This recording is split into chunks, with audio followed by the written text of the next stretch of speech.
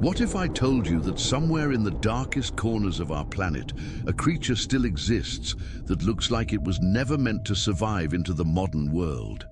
A shark so strange, so ancient, so disturbingly unreal, that when people first see it, many believe it has to be fake. A predator with a face like a weapon, skin like a ghost, and jaws that launch forward with terrifying speed from the darkness. This is not science fiction. This is not a legend. This is the goblin shark. For millions of years, while entire species vanished from Earth, this deep-sea phantom remained hidden below the reach of sunlight, drifting through a world of crushing pressure, endless black water, and silence so complete it feels otherworldly. Tonight, we are descending into that abyss, and what you're about to discover is far more unsettling and far more fascinating than most people could ever imagine. Before we dive into the darkness, subscribe to Abyssal Chronicles, leave a like, and tell me in the comments, would you dare to see a goblin shark in real life? Far below the last trace of sunlight, where the ocean stops feeling like Earth and starts feeling like a buried planet, something moves through the black water with the silence of a nightmare. It does not charge like a great white. It does not circle like a tiger shark. It drifts, pale, soft, almost unfinished. Then in a fraction of a second, its face breaks open and its jaws launch forward like a trap, springing out of the dark. For a moment, the deep sea has a mouth, and that mouth belongs to one of the strangest animals still alive on this planet. The goblin shark, Mitsukurina Owstoni. The goblin shark is not famous because people see it often. It is famous because when they do, it looks like something that should have disappeared millions of years ago. Scientists describe it as rare, deep water, and widespread but patchy in distribution. Many people call it a living fossil, not because it has remained unchanged in every detail, but because it is the only living representative of an ancient shark lineage, the Mitsukurinidae, with roots extending back roughly 125 million years into the Cretaceous. In other words, while entire dynasties of predators rose and vanished while dinosaurs dominated the land and then disappeared, the lineage behind this animal endured in the shadows below.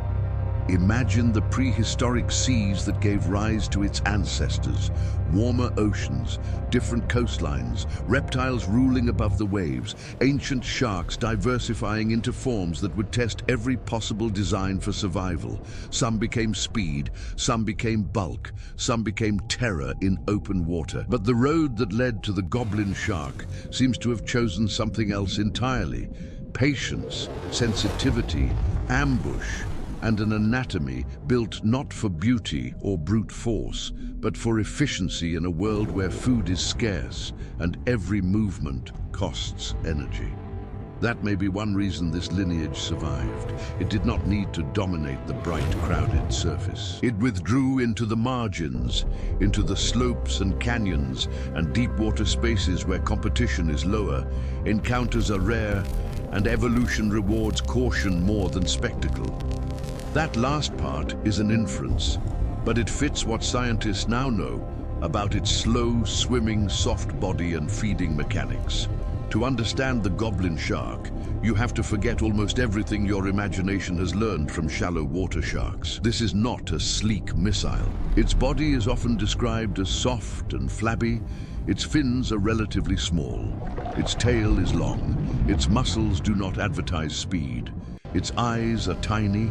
Its skin is pale pink to purplish gray because the blood vessels show through weak pigmentation, giving the animal the eerie look of flesh floating without camouflage.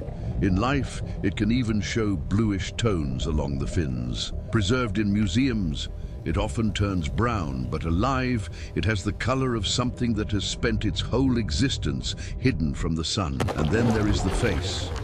The long, flattened snout projects forward like a blade, though not a weapon in the usual sense. It is packed with ampullae of Lorenzini, the electroreceptive organ sharks use to detect faint electrical signals produced by living animals. In the deep sea, where sight is crippled and the dark swallows detail, That snout becomes less like a spear and more like a detector dish, sweeping the water for whispers of life. A fish twitching in darkness, a squid pulsing its muscles, a crustacean shifting along the slope. Where we would see nothing, the goblin shark may feel a map of hidden bodies. That is what makes its appearance so unsettling. It looks wrong to human eyes because it was not shaped for our world. It was shaped for pressure, dimness, and distance. Most records place goblin sharks along outer continental shelves, upper continental slopes, submarine canyons, and seamounts, commonly around 270 to 960 meters deep, with records reaching at least 1,300 meters. Juveniles are often found shallower than adults, and many reports come from Japan, especially around places like the Tokyo Submarine Canyon and nearby waters, where one of the largest biological studies of the species examined 148 specimens. This matters because for an animal so mysterious, even a sample that size is a treasure. Picture that habitat for a moment. Down there, the sea is not blue, it is black, not metaphorically black, physically black, beyond the reach of sunlight. The water presses on every surface with crushing force. Temperatures fall, food becomes unpredictable, life glows when it can, hides when it must, and wastes nothing. This is an alien plane of drifting particles, cold currents, and sudden lanterns of bioluminescence. A place where distance feels endless and sound feels swallowed. In such a world, fast pursuit can be too expensive, and missing a meal can matter more than winning a chase. The goblin shark seems built for exactly that economy. Scientists believe it feeds on a range of prey, including bony fishes, cephalopods, and crustaceans. Studies from Japan and later records from other parts of the world point to teleost fishes as especially important, with grenadiers among the documented prey. That makes sense. Grenadiers haunt the slopes and deep water zones where the goblin shark also roams. They are the kind of fish you would expect in a place with little light and fewer second chances. But here is the real question. How does such a sluggish-looking shark catch anything at all? For years, that question fed the myth. People saw preserved specimens with different jaw positions and even classified some of them incorrectly because the jaws could stick out so far. The goblin shark looked grotesque, absurd, almost fabricated. Then came one of the biggest revelations in its history. Researchers led by Kazuhiro Nakaya analyzed rare footage of goblin sharks feeding, footage captured by NHK and later studied in detail. What they found turned this strange animal from a curiosity into a biomechanical marvel. The goblin shark does not simply bite, it performs what the researchers called slingshot feeding. The sequence is astonishing. First, the jaws retract and the mouth opens into a huge gape. Then the upper and lower jaws shoot forward with explosive speed. In the recorded events, the jaws reached a maximum velocity of about 3.1 meters per second and projected out to nearly a tenth of the shark's total body length, making this the fastest and most extreme jaw protrusion measured in sharks.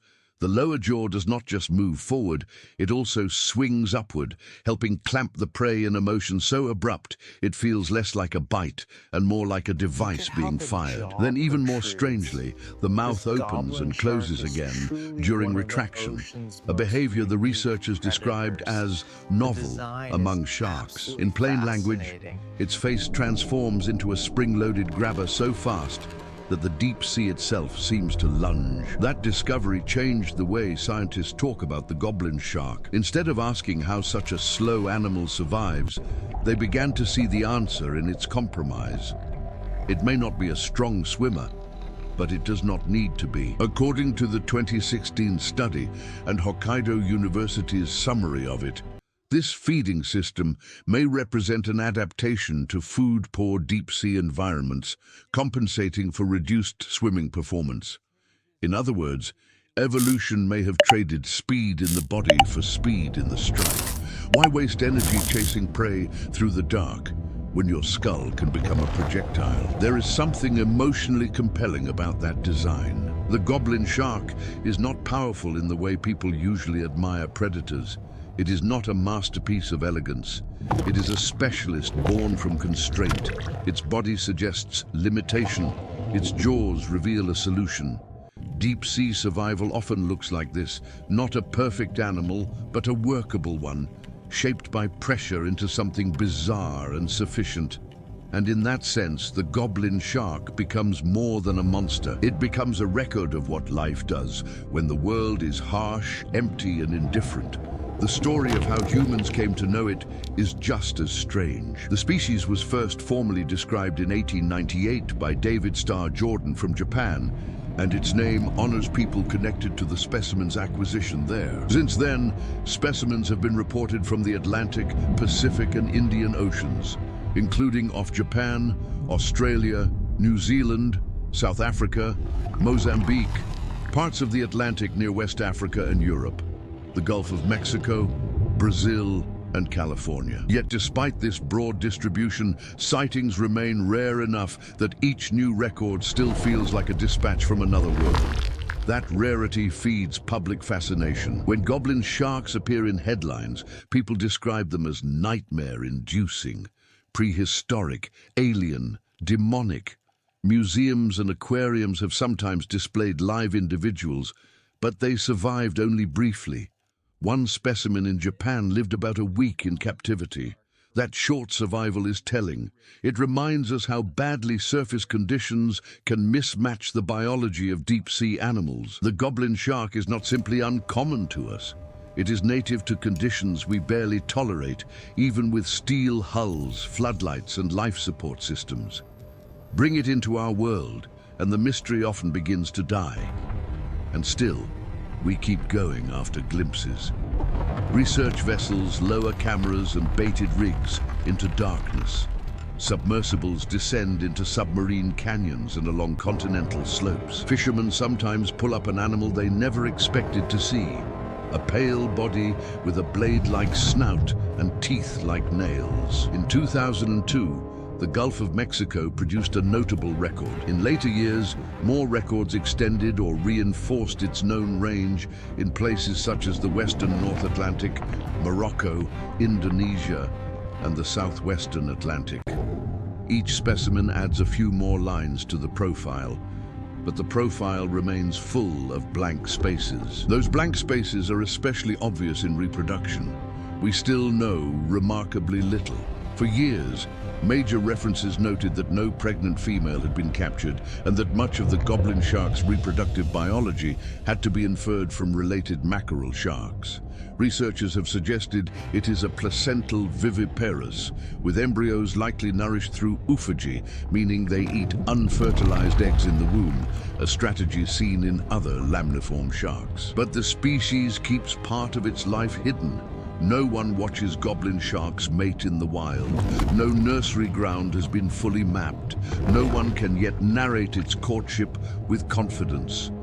For a shark this old, that gap feels almost poetic. Even its age has only recently begun to come into focus.